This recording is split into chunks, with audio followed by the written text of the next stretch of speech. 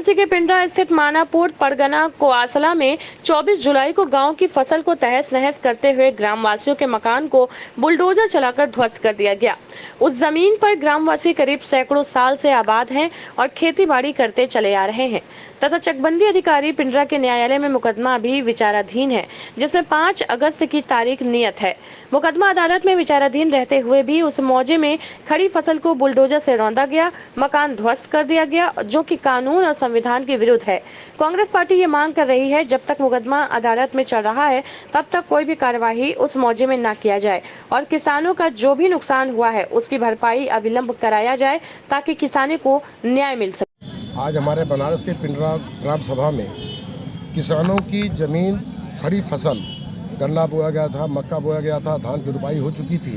प्रशासन ने बिना कोई सूचना दिए उनकी ज़मीन को ध्वस्त कर दिया, जबकि किसान सैकड़ों साल से उस ज़मीन पर काबिज है और अब कहते हैं कि वो ज़मीन वन विभाग की है। यदि और जिसमें कि चकबंदी के दौरान ज़मीनों का एक मालियत आ गया, किसानों को वहाँ पर ज़मीन अलाट किया गया, अर्थात चक काटा गया और उस पर किसान अपना ज़मीन की जुताई बुआई कर रहे हैं और कुछ निर्माण भी कराए थे। अब वो कहते हैं कि ये ज़मीन वन विभाग की है और उसको हमारे वहाँ के स्थानीय किसानों ने जाकर न्यायालय में अपील की और उसकी मुकदमा चल रही है और 8 तारीख को उसकी तारीख है, मगर परसों के डेट में जा कर के वहाँ पर बुलडोजर जलाकर उनका घर ध्वस्त कर दिया गया, जेसीबी लगा उनकी खड़ी फसल को नष्ट कर दिया गई।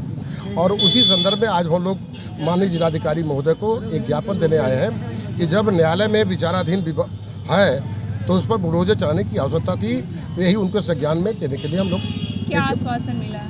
अब उन्होंने एडीएम साहब ने ज्ञापन लिया, कहा कि मैं डीएम साहब को अवगत करा दूंगा। लोकसभा चुनाव से पहले भी किसानों का मुद्दा रहा है, लोकसभा चुनाव के बाद भी मुद्दा रहा है, तो क्या लगता है कि किसानों की सरकार में दशा? यह सरकार किसान, नौजवान, बेरोजगारों की विरोधी सरकार है और दुर्भाग्य हमारे देश का कि वर्तमान समय में हमारे ये सरकार आज कायम है। बंधु हाईकोर्ट जाएंगे, न्यायालय का दरवाज़ा खटखटाते रहेंगे, जब तक हमको न्याय नहीं मिलेगी तब तक हम न्यायालय के ऊपर विश्वास करके हम अदालत के दरवाज़ा खटखटाते रहेंगे। ठीक।